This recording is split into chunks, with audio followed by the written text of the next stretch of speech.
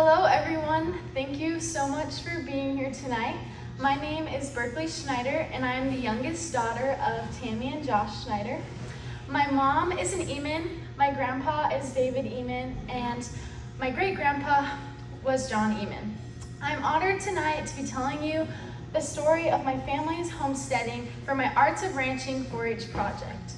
In 1862, President Abraham Lincoln signed the Homestead Act, and shortly after, hundreds of thousands of families decided to migrate west, chasing dreams of land and prosperity.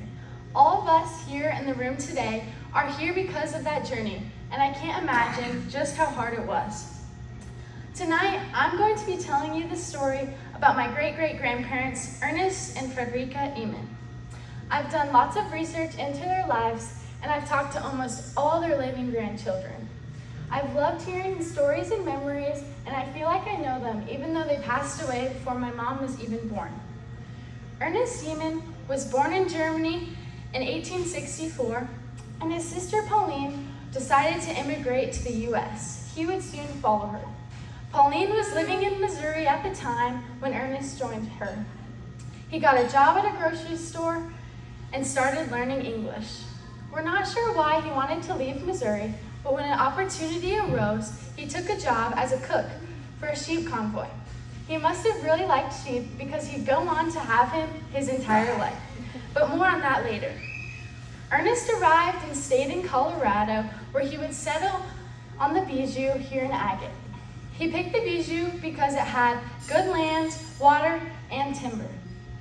In 1890, acreages closer to Denver would be taken, so he decided to settle and build a log cabin, which is still there on the ranch today.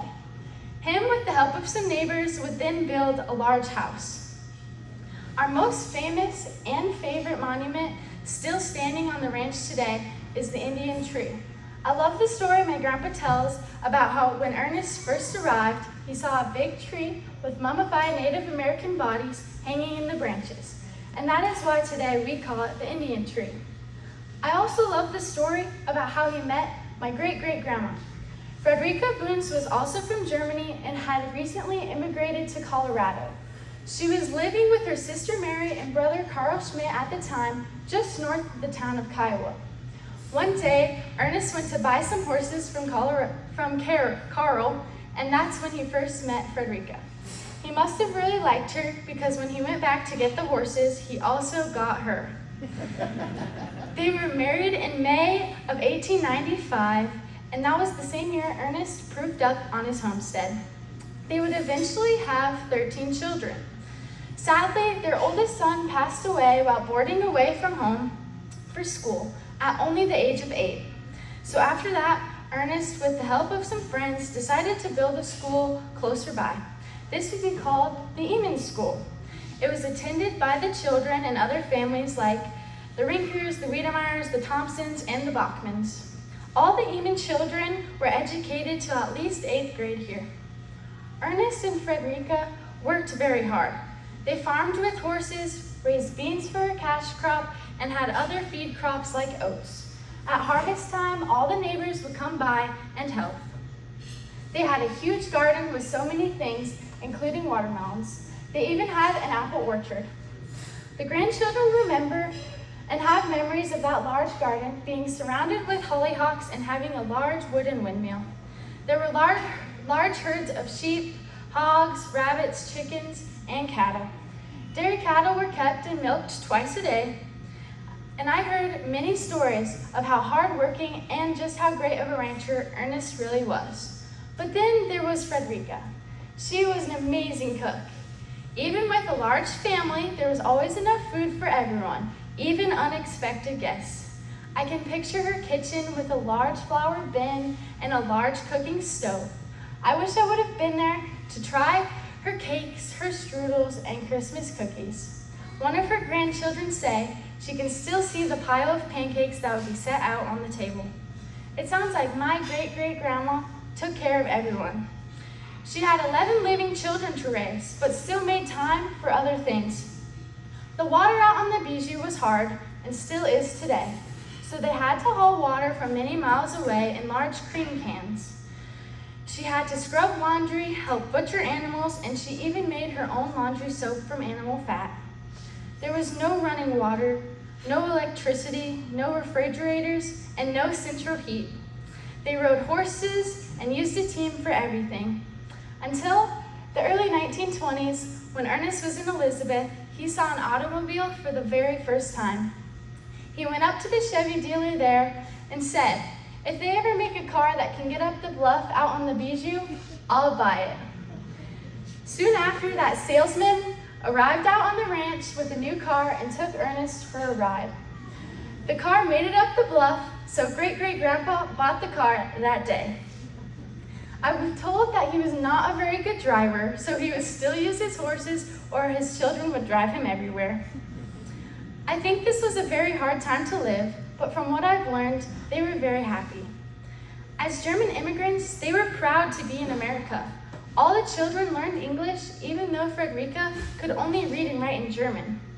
She became an American citizen in 1920, and I wish I would have been there to hear her speak a mixture of German and English that many of her grandchildren can still remember.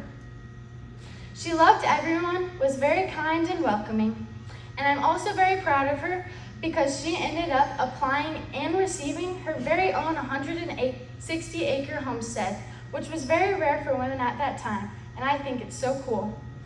I was fascinated to learn that my great-great-grandparents both went back to Germany at separate times to visit their parents or families. Ernest went for about 3 months in 1908, and then Friederika went with her sister in 1922. It's really cool to see the records of them traveling through Ellis Island on their journey back home to America. They both had planned to go back to Germany to visit their families together after World War II ended, but sadly, Ernest passed away in 1944 before the war was over. Friederika took over the ranch and worked alongside her youngest son, Albert. When Albert felt the Lord calling him to Canada to Prairie Bible Institute, it was another son, John, who wanted the ranch.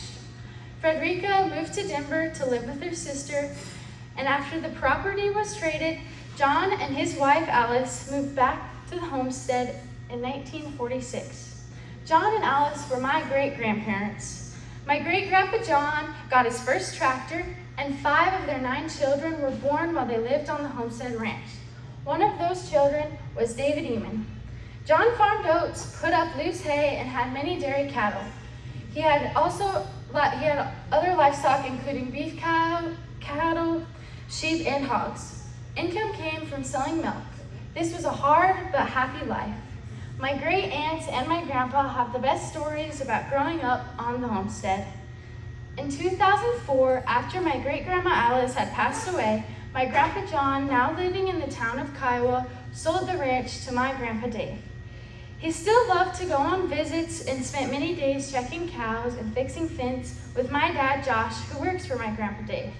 My dad loves to tell stories about the special time he got to spend with my Opa, who would be in charge of packing lunch. Opa loved going out with my dad, especially in the summertime. The lunches he packed still make my dad laugh. Cold cans of baked beans with potato chips, a sandwich, and some sodas. He told lots of great stories about surviving the Great Depression, living on the ranch, and so much more.